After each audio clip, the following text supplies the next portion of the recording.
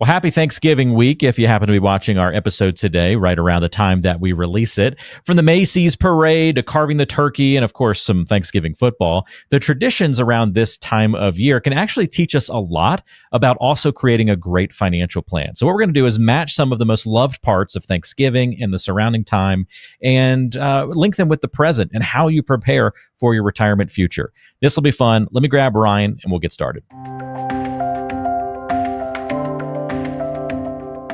Walter Storholt with you here alongside Ryan Fleming, the Pilot's Advisor. And it's a Turkey Day edition of the Pilot's Advisor today. Ryan, happy Thanksgiving week to you, my friend. Any big plans for you this Thanksgiving Day and weekend? Yeah, actually, I'll be spending it with my sister and my mom. They both live down in Destin, Florida. I was stationed down there as a lieutenant, and then I couldn't stay. The beaches are beautiful. I had to leave and go serve my country, and suddenly all my whole family lives there, and I don't get to enjoy the beach. But I'll be going there to spend Nice. Thanksgiving with them, so it'll be fun.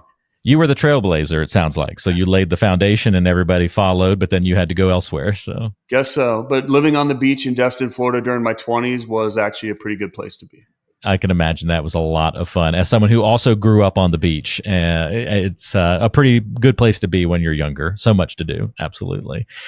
Doesn't feel much like Thanksgiving, though, when you're at the beach. We used to do Thanksgiving at the beach all the time. Even before we moved there when I was a kid, that was kind of our place. That was our tradition growing up, was going to the beach on Thanksgiving. But we've been very non-traditional Thanksgiving folks kind of all of our years. My family has been. I'm all about being non-traditional. I've had enough practice getting my cold Thanksgivings in Ohio where I grew up, and of course many white Christmases.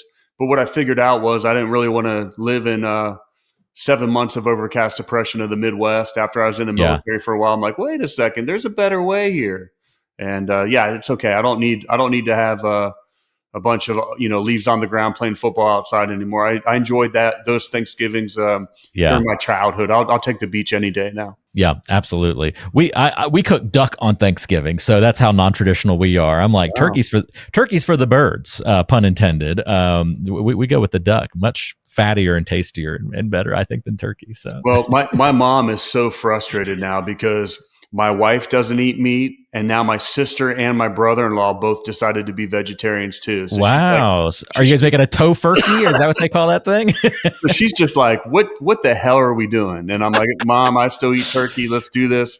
I want to take a nap after I eat, while football's on. So, well, you being, military and a pilot and a former football player, I mean, you're like, what is this noise? Get this. I'm not giving up meat at all. But my mom, poor thing. I mean, traditions. And she's like, what? We're not eating turkey? Yeah, that's non-traditional for sure. Oh, man. After she spent her whole life trying to perfect that turkey, now nobody wants it. Well, her and I will enjoy it, and they can eat whatever cabbage they want. There you go. I love it.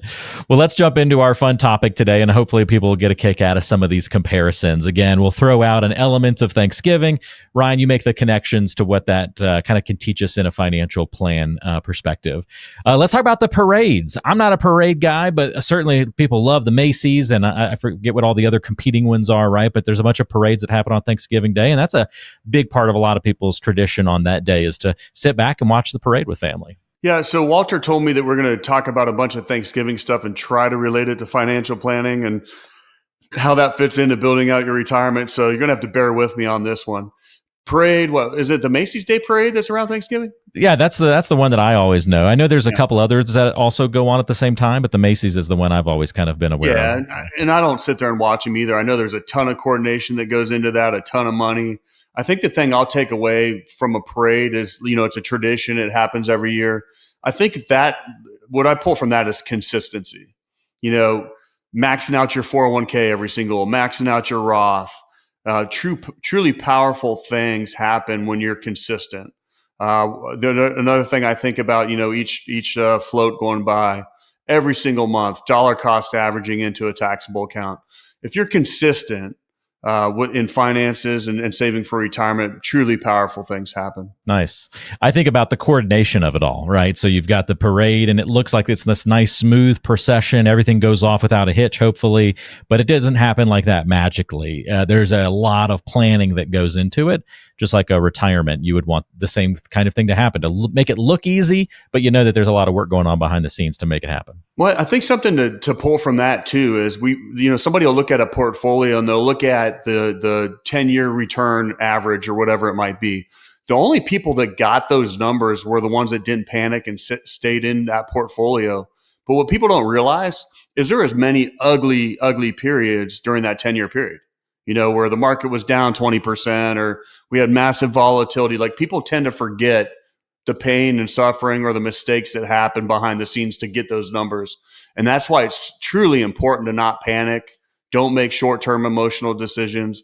Imagine the parade planner that every time she ran into a little problem or he ran into a little problem, they just panicked and said, "Oh, screw it. Well, this sucks. It's not going to work." Yeah. Chaos. Yeah. Whereas, there might be chaos behind the scenes, but as the parade goes, it all looks wonderful for the viewer on the outside. All right, we'll channel your mom on this next one. Right. Preparing the feast for the family. Obviously, somebody's kind of got that role, or maybe a few people in your family are carrying that role each Thanksgiving. Any financial comparisons there? Well, what it makes me think of is we're in 2025 right now. We are 2025, right? Yes. So we had. It always takes me a second to remember what year I'm in, though, Yeah, Ryan. me too. We're of that age now, right? Well, I have to do math to figure out how old I am nowadays. So nice. So 2025, we had the fastest 20% sell-off that we've ever had in the last 75 years. So depending on when you put your money in, I've taken over accounts in April and I've looked at them and they're up 36% on the year. And I'm like, holy crap. But what happened was we took over an account and bought in while the market was all the way down. Conversely, you could have gotten a new account and invested it in January or February and then it lost 20%.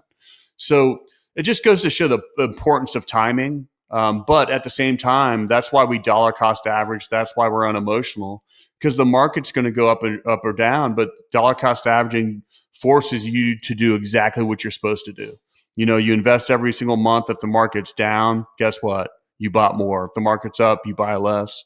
And with investing, you can't. I think one of the biggest mistakes I see is people that are sitting on the sidelines or they're trying to time the market.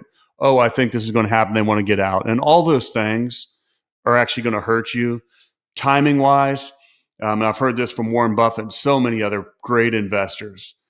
Probably the biggest factor with investing is time in the market. The T factor, when you do all the equations, is the biggest factor, time. So when's the best time to get in the market? Right now. Love it. What about football games? I know you're watching football on Thanksgiving, right? Well, I don't like football. I don't like football at all. So, but no, there's such a horrible sport. Well, and I think you're the same way. It's probably changing a little bit as we move forward. But when I think about Thanksgiving, I think about the Dallas Cowboys. I think about the Detroit Lions, and I think about my uncles falling asleep in front of the TV and because it was the Lions, right? Yeah. Well, that might be reversed this year. The Lions actually make you excited for it, and it's the Cowboy game you fall asleep in. Well, and historically, it was a horrible game. It was a total blowout because these teams were so bad. But you think about the guy, the MVP, or I think about John Madden back in the day, and they're eating a big old turkey leg. That's right, the turducken. Yeah. So football, I like football. Trying to think of how football relates to investing. The best I can come up with is, football is one of the few sports where every single athlete on the field probably looks totally different. The linemen look totally different from the quarterback or from or even offensive linemen actually don't look a lot like defensive linemen. It's very, very specialized. And that diversification of talent creates one whole team that works together. You have to have an offensive strategy and a defensive strategy. But if any one person doesn't do their job, it doesn't work out. And I feel like building a strategic portfolio is the same way. You have to have all the pieces of the puzzle to make it work in up and down markets, and understanding, somebody's risk tolerance and being disciplined after you engineer that portfolio to not jump out of it just because some little thing happens. Another way to relate it to football, just because you're trying to run the football and it's not working out you hear all the time about these offensive coordinators. You got to stick with the running game. You got to stick with the running game because it's going to open up the pass. And you just got to stick with your game plan. And I think investing's like that. Attention aviators, when you've spent years in the cockpit managing the complexities of flight, isn't it time you navigated your retirement with the same precision? Introducing retire-pilots.com. Right at your touchdown zone on our homepage, there's a beacon flashing, "Get my free toolkit." Click that and you'll be cleared for a direct route to Ryan's retirement toolkit, tailor-made for pilots like you. Inside, you'll find 2 of his important works, The Pilot's Advisor and Pilots Retire Early. Between these 2 books, you can decipher the 9 critical decisions when retiring before 65 and discover the 7 lessons to help pilots land safely in retirement.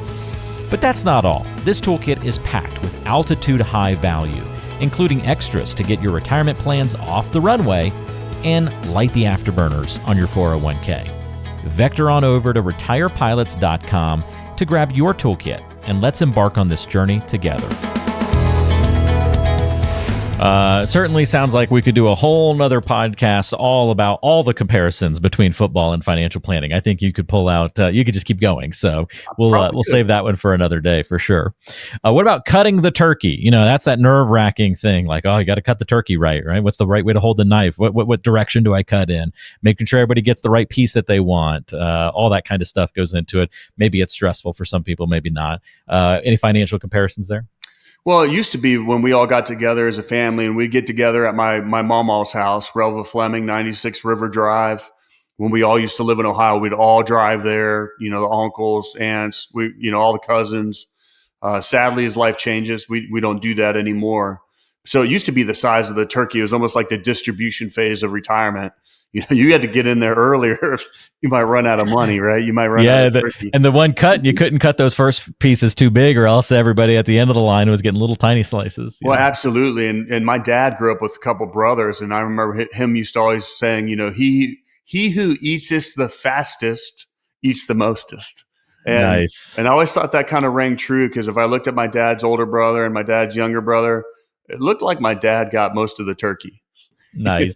He was the biggest one of them all, but no. So yeah, I mean, obviously, you know, you cut the turkey, and then somebody's the special person that gets to cut the turkey, and that's what Thanksgiving's all about, man. Put some gravy on that. Let's go.